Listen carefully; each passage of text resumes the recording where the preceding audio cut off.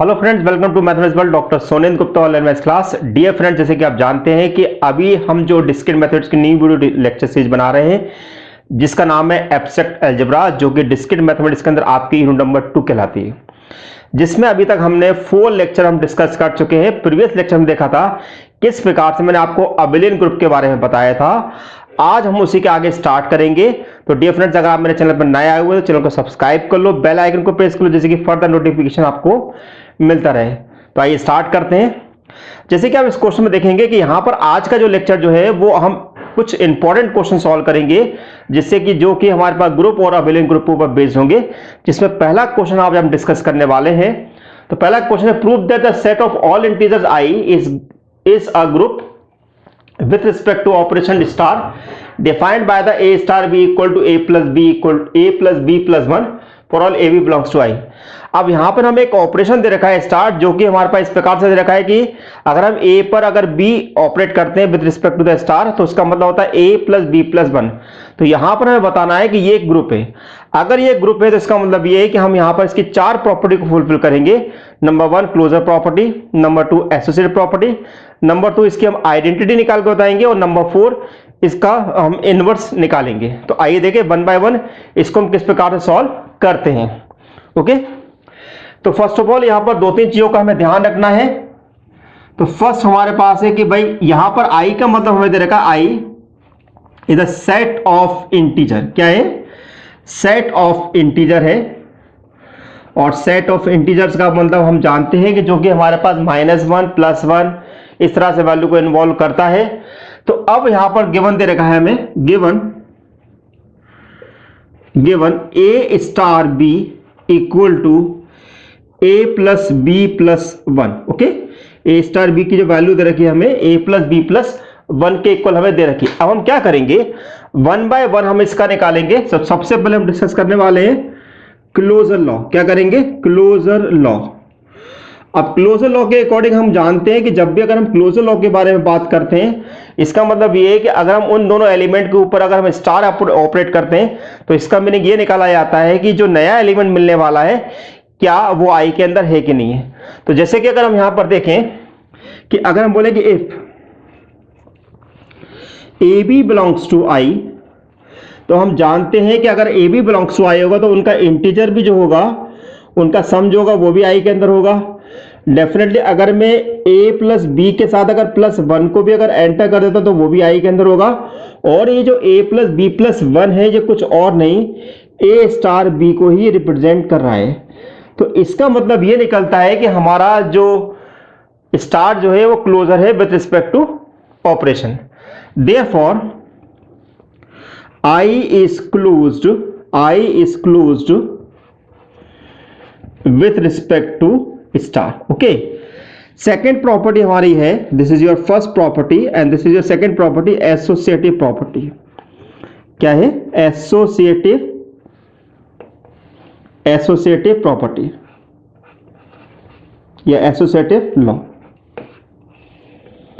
अब associative property में हम क्या करेंगे, यहां पर 3 एलिमेंट को यहां पर लेके चलेंगे, a star b star c, जो कि हम इक्वल बताएंगे a star b star c के। देखिए कैसे हम बताएंगे।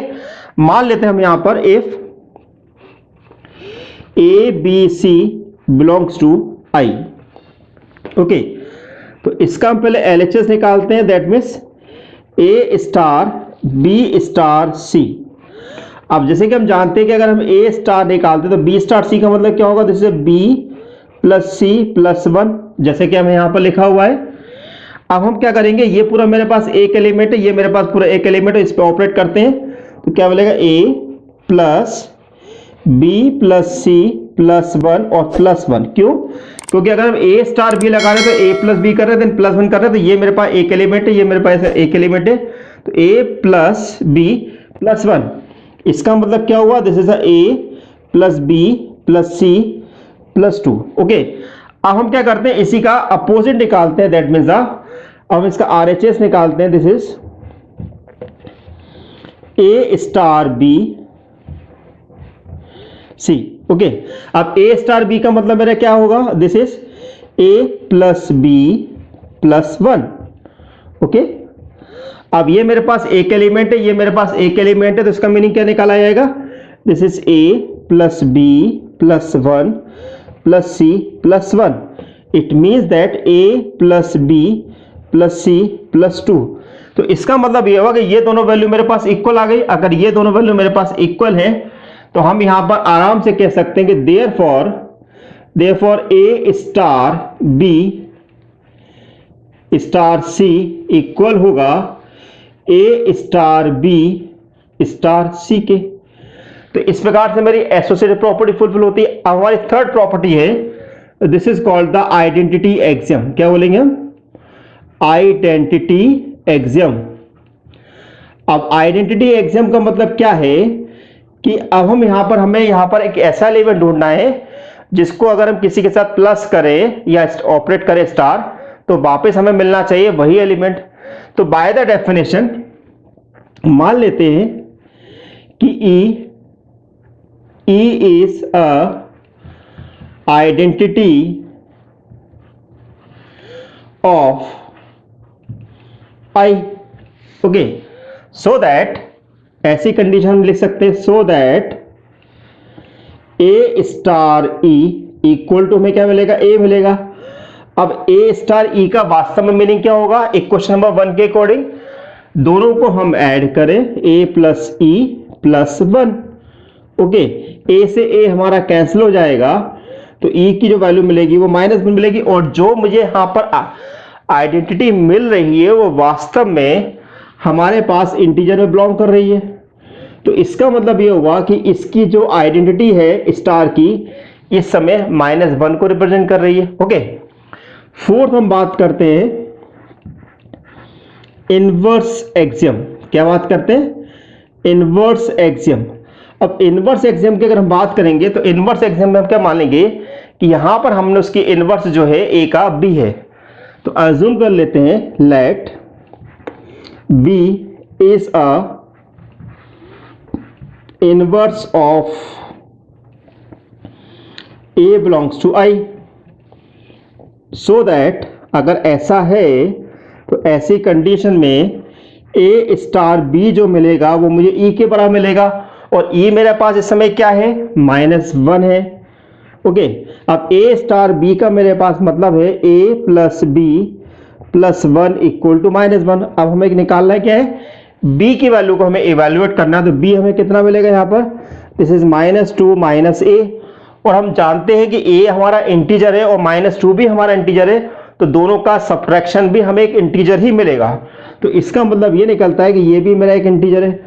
तो हमने क्या देखा कि हमारे पास ये जो सेट आई है जो इस स्टार के रिस्पेक्ट में सारी प्रॉपर्टी को फुलफिल कर रहा है, तो हम यहां पर आराम से कह सकते हैं कि I star is a group. I star एक हमारा ग्रुप है. तो डियर फ्रेंड्स, अगर इसके प्रीवियस लेक्चर्स को अगर आप देखना चाहते हैं, लेक्चर के कमेंट्स बॉक्स में आपको लिखना होगा, साथ में आपको आई बटन पर भी पूरी लिंक दी हुई है, तो उनको आप देखिएगा. एक छोटा सा ब्रेक लेते हैं, फिर सेकंड क्वेश्चन सॉल्व करते हैं. ओके, आइए यहां पर आप सेकंड क्वेश्चन को डिस्कस करने वाले हैं, जिसमें हम बात करेंगे कि prove that the set 1 -1 iota minus iota of all fourth root of unity is a finite abelian group under multiplication operation. देखिए यहां पर हमें बताया गया है कि अगर हमारे पास एक सेट दिया हुआ है जो फोर्थ रूट ऑफ यूनिटी होता है, अगर हमें किसी क्वेश्चन में अगर फोर्थ रूट ऑफ यूनिटी की सेट अगर हम बना के नहीं से बनाते, वो भी मैं आपको बताऊंगा. तो हमें बताना है कि ये जो फोर्थ रूट ऑफ यूनिटी जो हमें निकाल के दिया हुआ है वो मल्टीप्लिकेशन ऑपरेशन के कॉरस्पॉन्डिंग में एक अबेलियन ग्रुप है. अबेलियन ग्रुप है, इसका मतलब ये हुआ कि हमें यहाँ पे 5 प्रॉपर्टीज यहाँ पर सेटिस्फाई करनी पड़ेगी. Number 1 closure property, number 2 associative property, number 3 identity axiom, number 4 inverse axiom और साथ में कम्यूटेटिव लॉ. तो अगर हमारे पास फोर्थ रूट ऑफ यूनिटी बोला जाए या क्यूब रूट ऑफ यूनिटी बोला जाए, तो ऐसी कंडीशन में हम यहां पर एक कंपोजिट टेबल को हम बनाते हैं. तो किस प्रकार से हम कंपोजिट टेबल बनाएंगे वो आप ध्यान से देखिएगा. ये टाइप के क्वेश्चन जो होते हैं जनरली एग्जाम में पूछे जाते हैं, थोड़ा सा सीरियसली इसको देखिएगा. अब जैसे कि हम इस क्वेश्चन में देख रहे हैं, मान लो अगर हमें किसी क्वेश्चन में फोर्थ रूट ऑफ यूनिटी अगर हमसे बोला जाता है, तो मान लो कि let fourth root of unity मान लेते हैं कि x हमारे पास दिया हुआ है 1 की पावर 1/4 दिया हुआ है. तो इसका मतलब ये निकलता है कि this is x to the power 4 equal to 1। अगर x to the power 4 equal to 1 है तो क्या उसे हम x to the power 4 minus 1 equal to 0 लिख सकते हैं? अगर हम उसको x to the power 4 minus 1 equal to 0 लिख सकते हैं तो इसका मतलब यह है कि एक्स स्क्वायर माइनस 1 और x square plus 1 equal to हम 0 लिख सकते हैं। दैट मीन्स इसका मतलब ये निकलता है कि x माइनस 1, x प्लस 1 और एक्स स्क्वायर प्लस 1 को हम यहाँ लिख सकते हैं x प्लस आयोटा और x माइनस आयोटा। तो इसका मीनिंग हम ये निकाल सकते हैं कि हमारे पास x के 4 रूट निकल रहे हैं 1 माइनस 1 आयोटा और माइनस आयोटा। तो मान लेते हैं कि हमारे पास एक सेट G है जिसमें चारों वैल्यूज हमारे पास एग्जिस्ट करती हैं। ओके, अब यहां पर एक कंपोजिट टेबल को हम यहां पर बनाएंगे, composite table. Okay, composite table बनाने का तरीका क्या होता है? देखिए किस प्रकार से कंपोजिट टेबल बनाते हैं। लाइक हम पहले यहां पर एलिमेंट रख लेते हैं, this is a 1, this is minus 1, this is iota और this is minus iota, this is 1, this is minus 1, this is iota और दिस इज माइनस आयोटा। अब यहां पर इनके बीच में हम यहां पर ये टेबल को कंस्ट्रक्ट कर रहे हैं। ओके, अब देखिए 1 को अगर मैं इनमें किसी से भी मल्टीप्लाई करूंगा तो डेफिनेटली मुझे 1 माइनस 1 आयोटा और माइनस आयोटा मिलेगा। अगर मैं माइनस 1 को 1 से मल्टीप्लाई करूंगा तो माइनस 1, माइनस 1 को माइनस 1 से मल्टीप्लाई करूंगा प्लस 1, माइनस 1 को आयोटा से मल्टीप्लाई करूंगा माइनस आयोटा, माइनस 1 को माइनस आयोटा से मल्टीप्लाई करूंगा तो प्लस आयोटा, आयोटा को 1 से मल्टीप्लाई करूंगा तो आयोटा, आयोटा को माइनस 1 से मल्टीप्लाई करूंगा माइनस आयोटा, आयोटा को आयोटा से मल्टीप्लाई करूंगा तो माइनस 1, क्योंकि हम जानते हैं कि आई स्क्वायर जो होता है वो माइनस 1 के इक्वल होता है। अगर आई को अगर माइनस आई से मल्टीप्लाई करूंगा, आई को माइनस आई से मल्टीप्लाई करूंगा तो प्लस 1 मिलेगा, माइनस आयोटा को 1 से मल्टीप्लाई करेंगे तो माइनस आयोटा, माइनस आयोटा को माइनस 1 से मल्टीप्लाई करेंगे तो प्लस आयोटा, माइनस आयोटा को आयोटा से मल्टीप्लाई करेंगे तो प्लस 1 और माइनस आई स्क्वायर का माइनस आई से करेंगे तो आपको माइनस 1 मिलेगा।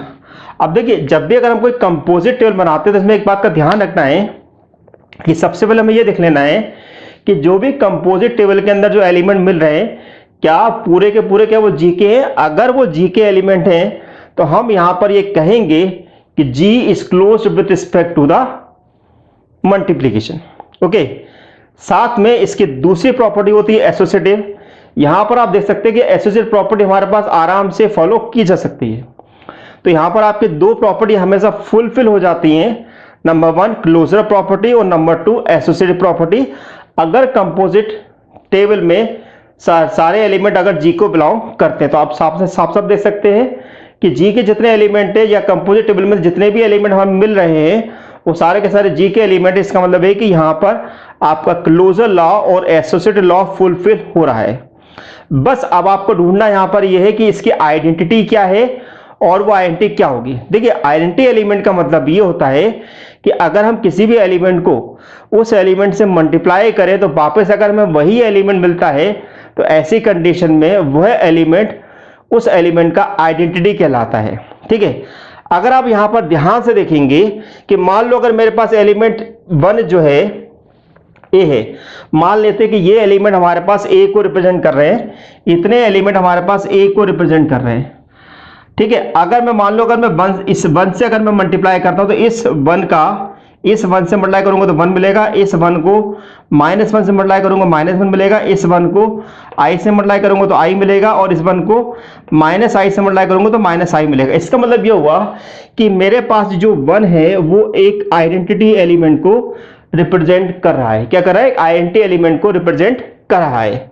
ठीक है, तो अब लिखना किस पे, तो किस प्रकार से हम लिखेंगे। पहले बात करते हैं closure law. This is a closure law. तो लिखेंगे कैसे, since all entries in a composite table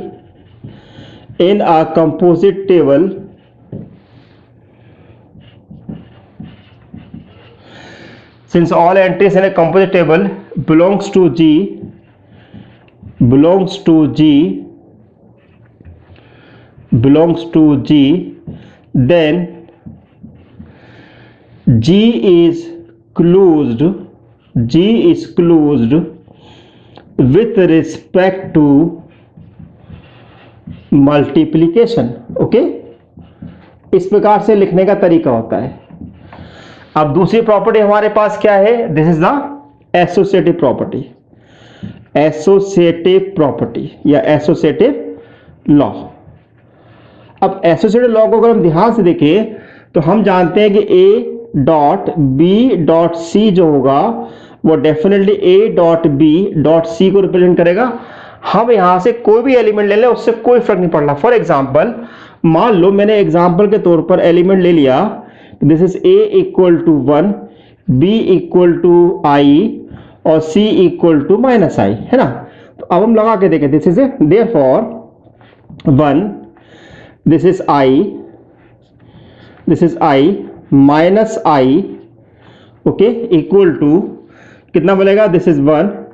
I को माइनस I से मल्टीप्लाई करेंगे तो अभी हमने देखा कि I को अगर हम माइनस I से मल्टीप्लाई करते तो कितना मिलता है?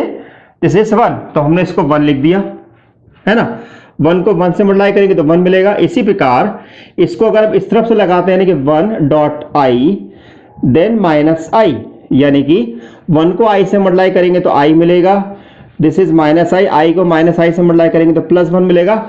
इसका मतलब ये हुआ कि आपकी एसोसिएटिव प्रॉपर्टी भी फुली फुलफिल हो रही है। अब बात करते हैं आइडेंटिटी एक्सियम की, है ना, आइडेंटिटी एक्सियम। अब जैसा कि मैंने आपको बताया कि आइडेंटिटी एक्सियम में यहां पे साफ साफ दिखाई देता है कि if A dot 1 equal to A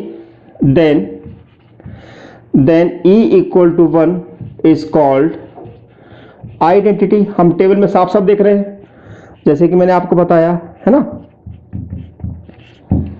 clear है ना कि A डॉट 1 इक्वल टू में 1 A कैसे मिल रहा है? जैसे कि हमने इसको पूरे को A मान लिया, 1 के साथ मल्टीप्लाई करें तो वापस हमें वही एलिमेंट मिलते आ रहे हैं। इसका मतलब ये है कि हमारा 1 जो है इसकी आइडेंटिटी कहलाएगा। अब हम बात करते हैं इनवर्स एक्सियम का। किसकी बात करते हैं? इनवर्स एक्सियम का। Inverse axiom.